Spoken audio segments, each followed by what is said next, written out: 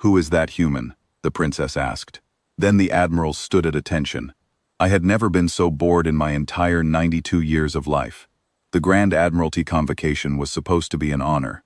My father, the Emperor of the Sarathi Dominion, had appointed me as an imperial observer. It was a ceremonial role, a way to prepare me for future duties. I was the third daughter, not important enough to rule, but important enough to be seen. So there I sat, in the great hall of the flagship Throne of Stars, surrounded by hundreds of the most powerful military commanders our civilization had ever produced, and I wanted nothing more than to close my eyes and sleep.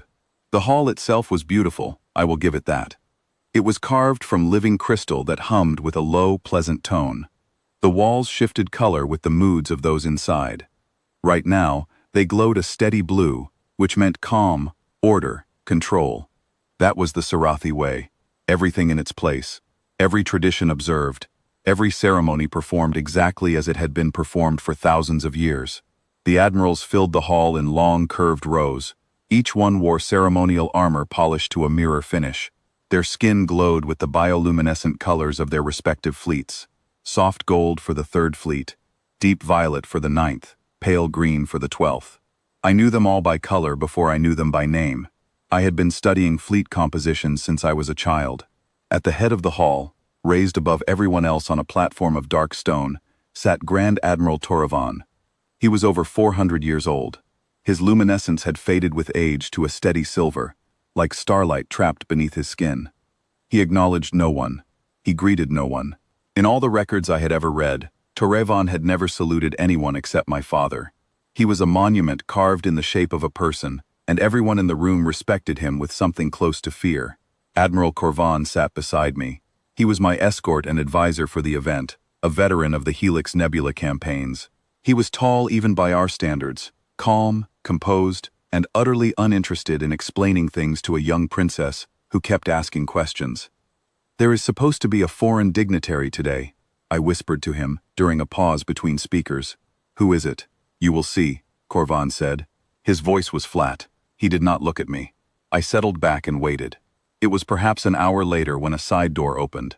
There was no announcement. No herald called out a name. No ceremonial guard entered first to clear the way.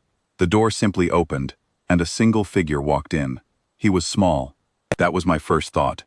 Among the Sarathi, even our shortest adults stood well over 2 meters tall.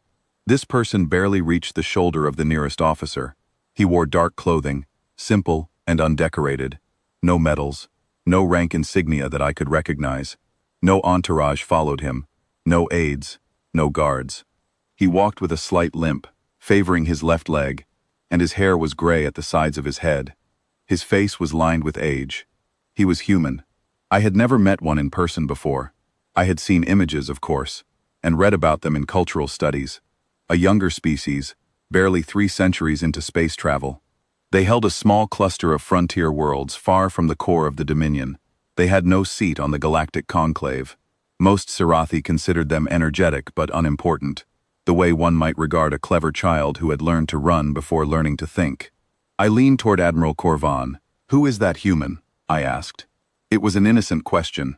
I assumed he was a translator, perhaps, or a minor diplomatic attaché who had wandered through the wrong entrance. Corvan did not answer. I looked at him and felt a chill pass through me. His luminescence had dimmed. Among our people, that is an involuntary response to deep stress or alarm. His jaw was tight. His hands, resting on his knees, were trembling. Before I could ask again, I heard something I had never heard before. The sound of Grand Admiral Toravan rising from his seat. I turned and stared. Toravan was standing, not casually, not slowly, but with deliberate, formal precision. He drew himself to his full height and locked his arms behind his back, in a posture I recognized from ancient texts, but had never once witnessed in my lifetime. The Ankorath, the salute of equals in battle. It was a gesture so old and so sacred that most Sarathi officers went their entire careers without ever performing it. The last recorded use of the Ankorath was over 2,000 years ago, when the Sarathi honored a general who had held the burning line against the Vor extinction fleet and saved our homeworld from destruction, and Toravan was giving it to this human. Then Admiral Corvan stood beside me. Then the admiral in front of us. Then the next. Then the next. Like a wave moving through the hall, every single admiral rose to their feet and assumed the posture of the Ankorath. Hundreds of them. The most decorated, most powerful military commanders in the known galaxy, standing in rigid, silent salute for a small, limping man in a plain, dark uniform. The crystal walls went silent. The hum stopped. The hall held its breath. I stood too. I did not understand why. My body moved before my mind could catch up. Something in the air demanded it. The human walked to a seat that had been prepared for him near the front. He looked at the room, at the hundreds of towering figures standing in his honor, and he gave a single, quiet nod. There was no arrogance in it, no performance. He sat down and folded his hands and waited for the session to continue. I could not focus on anything after that. Speakers came and went. Reports were delivered. Strategic assessments were discussed. I heard none of it. My mind kept returning to the same question. What had this man done to earn the one gesture my people reserved for the greatest among us? During the first recess, I tried to ask Corvan. He told me it was not a matter for today, and excused himself. His hands were still shaking. I found Liaison Officer Dreth near the refreshment alcove. He was young for an officer, eager to please, and not experienced enough to know when to refuse a princess. I pulled him aside and told him, plainly, that I wanted to know everything about the human called Commander Jonah Marin. Dreth went pale. His glow flickered. But he told me. 3 years ago, he said, a Sarathi colony world called Varath 4 came under siege. 20 million of our people lived there. The attackers were the Kralith swarm, a hive mind species that consumed entire worlds. They had destroyed civilizations older than ours. The Sarathi 7th Fleet was dispatched immediately, but they were 18 days away. Military analysts calculated that the colony had 6 days before it was completely overrun. The Admiralty had already begun composing morning prayers. Varath 4 was considered lost. A small human patrol flotilla was in a neighboring system at the time, 5 frigates on a routine mapping mission. They intercepted the colony's distress signal. They were not asked to help. No treaty required it. No strategic interest demanded it. 5 human frigates against a force that had eaten worlds. Commander Jonah Marin took his 5 ships into the system anyway. Dreth told me what happened next, and his voice dropped low, as though he were recounting something he still could not fully believe. Over the next 11 days, Marin fought a battle that broke every known rule of fleet engagement. He detonated the reactor cores of 2 of his own ships and used them as weapons against swarm carrier vessels. He vented the atmosphere from his flagship to alter its mass signature and confuse the swarm's targeting systems.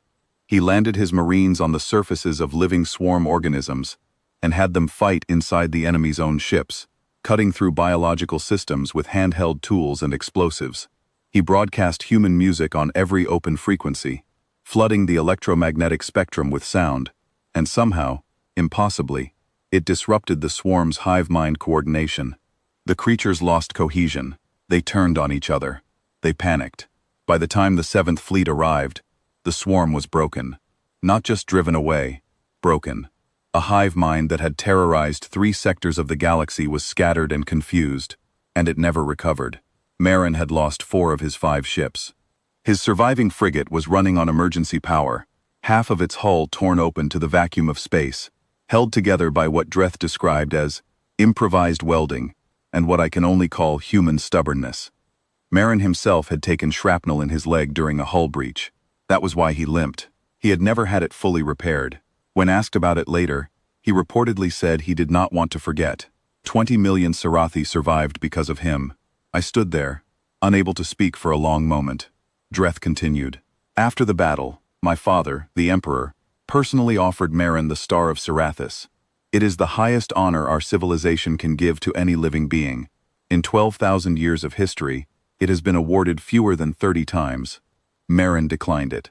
Politely, but without hesitation.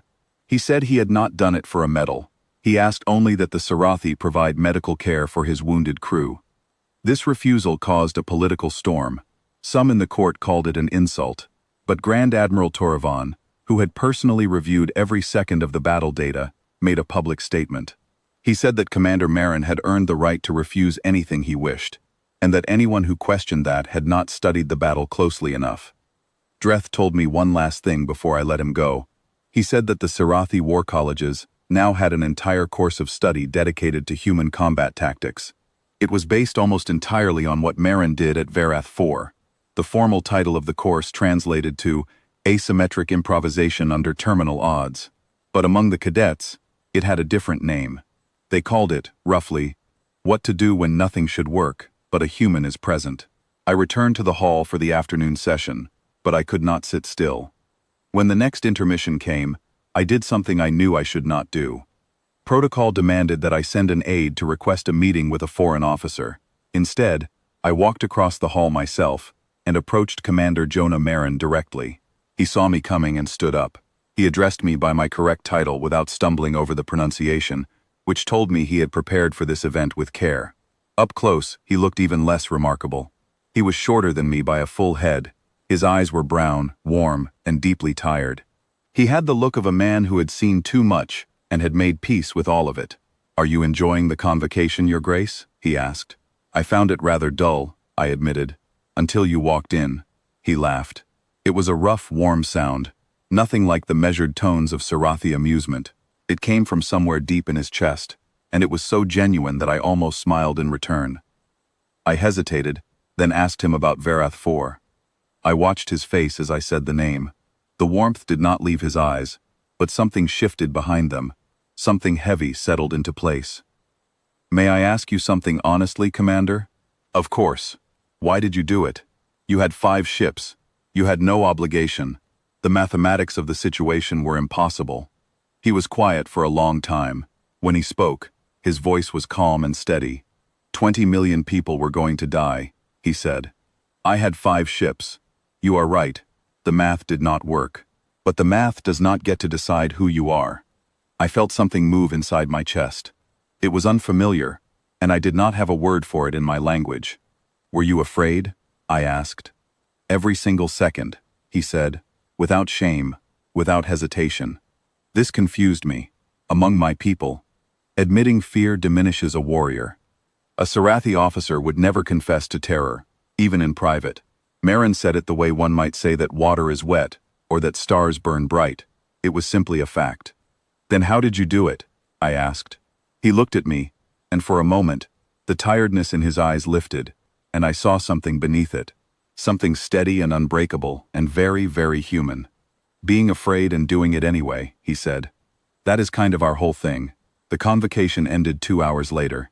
Marin left the way he had arrived, through the side door, alone, with no ceremony and no escort. I watched him walk away, limping slightly, his shoulders a little bent, his gray hair catching the light of the crystal walls. He looked like no one. He looked like anyone. He looked like the most extraordinary person I had ever met. That evening, I sat alone in my quarters aboard the Throne of Stars. I did not turn on the lights. I sat in the dark and thought about everything I had been raised to believe. That we were the oldest, that we were the greatest, that our military traditions, refined over 12,000 years, represented the highest achievement of organized civilization. And then I thought about a man with a limp and no medals who threw himself and 5 small ships into impossible odds, because 20 million strangers needed him, and because he decided that the math did not get to have the final word. I opened my personal log. My fingers hovered over the interface for a long time before I began to write.